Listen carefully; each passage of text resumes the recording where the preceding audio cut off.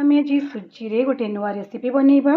देखंतु एटा केते बढ़िया ହେଇची, ऊपर केते क्रिस्पी बनीची, पूरा जालीदार बनीची। वीडियोटी को पूरा देखिबा को अनुरोध रहिला। तेबे चलंतु स्टार्ट करि नेबा। नमस्कार, समर्पण किचन एंड ब्लॉग्स रे आपण समस्तंकु अनेक अनेक स्वागत। सुजी पूरी बनैबा पई मु एठी नेछि गोटे कप सुजी। ग्राम्स रे मापिले ए 350 ग्राम रा अछि। गोटे मीडियम साइज रो आलू को चोपा छड़ी छोट छोट करी काटी एमती पानी रे बतुरे रखिछि। मु एठी नेछि गोटे इंच अदा, 7-8 कोला रसुण, गोटे चमच जीरा, गोटे कंचा लंका, 8-10 टी भुर्संग पत्र, गोटे पियाज। एठी मु गोटे ब्लेंडिंग जार नै जेछि।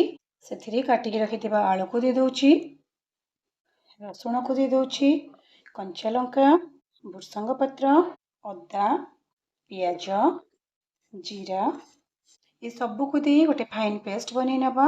जदि आवश्यक पड़े तले गोटे चमच पानी दे याको बाटिबे, नले खाली रे बाटी के नै आसीबा। एठी मु गोटे मिक्सिंग बाउल नै जेछि। सेथिरे बे सुजी को दे दोछि, बाटी के रखिथिबा पियाज, रसुण, अदा, आलू सेरा पेस्ट को दे दोछि। जार को धोई एथे टिके पानी दे दोछि। टिके आको एमती मिसई नबा। हाफ चमच जुआणी, हाफ चमच गोलमरिच गुंड, मु एठी हाफ चमच रो भी कम दउछि चिली फ्लेक्स। आपण मन जदि राग आउ टिके खाइबे तले आउ से हिसाब रे टिके अधिक नेबे। 2-3 पिंच हिंगु, स्वाद अनुसार लूण। ए सबु को दे सारिबा परे एथरे अल्प पानी दबा।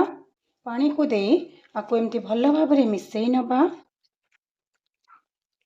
पानी एका बेले देबेनी, अल्प अल्प करी पानी देबे, नचेत ए बैटर भी पानिया हे जिवो। एबे एथरे आउ टिके पानी दबा। जदि आपण मानंको मोरी रेसिपीटी पसंद आसीबो तेबे प्लीज वीडियो को गोटे लाइक करिवे, संग मानंको शेयर करिवे, चैनल ले नुआ थिले सब्सक्राइब करबा को जमा भी भूलिबेनी। एठी मिक्सचर टी बे बने की रेडी ही गला। आर कंसिस्टेंसी ए भली भाबरे रखिबे। मु जो बाउल ले मापी सुजी नेथिली ठीक सेही बाउल ले गोटे बाउल पानी रा व्यवहार कली। कवर करी 10 मिनिट रेस्ट पई छाड़ देथिली। एबे देखंतु सुजी टिके फुली जाईची। सेथिरे एबे कटा धनिया पत्र दे दोछि। धनिया पत्र परिवर्ते आपण कस्तूरी मेथी मध्ये दे परिबे। एको भलो भाबरे आउ टिके हमें मिसई नबा। एठी हमरा बैटर टी बने की रेडी ही जाईची। आमे बे नेक्स्ट प्रोसेस को जिबा। मु गैस ऊपर गोटे कढ़ाई बसई, सेथिरे गोटे चम्मच तेल दे देछि। तेल को कढ़ाई रे चारिपटे स्प्रेड कर नेछि। एबे सेथिरे दे दोछि बनै रखिथिबा बैटर को।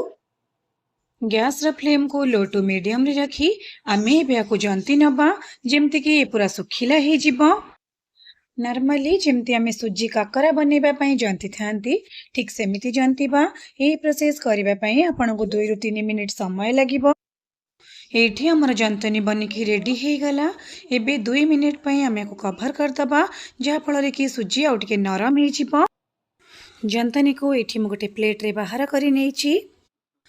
जंतनी को पूरा ठंडा हवा को देबेनी, हल्का उषुम रहिले यह भल भाबरे दली हबो आउ पूरी मध्य बढ़िया क्रिस्पी बनिबो। हाथ रे तेल लगे नहीं ए जंतनी को पूरा अट्टा दलिला भली दली नबा, जेमिति कि एथिरे कोनोसी गेट्टा अंश रहिबो नै। पूरा नरम भाबरे आमे को चकटी नबा।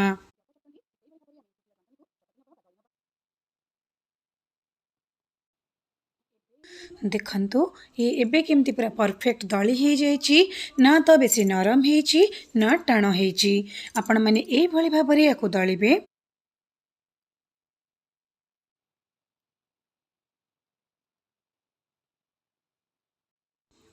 जंतनी रे मु एबे 4टी गुळा करि नेची। सुजी जंतनी रो गुळा गुडी को बेलिबा पई मु एठी गोटे बेलना पेड़ी आउ काठी नै जाईची। सेई बेलना काठी आउ पेड़ी रे मु किछि तेल लगै दउची। गोटे गुळा को पेड़ी ऊपर देई एबे ताको हमें हल्का भाबरे बेली नबा।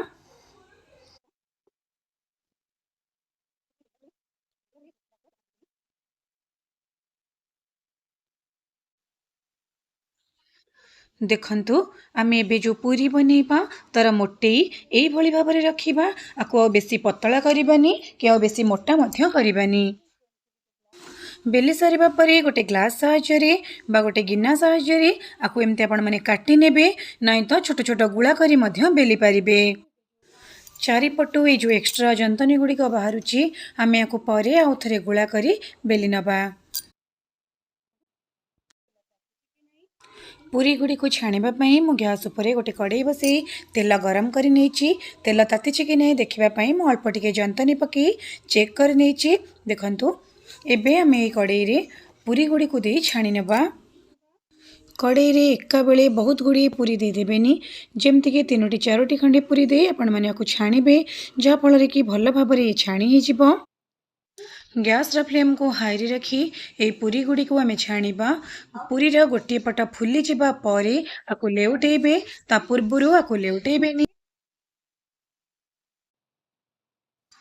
देखि पारुथिबे पूरी रो एबे गोटे गोटे साइड फुलिबा को आरंभ कलेनी तो एबे मु आको उलटेई दउची।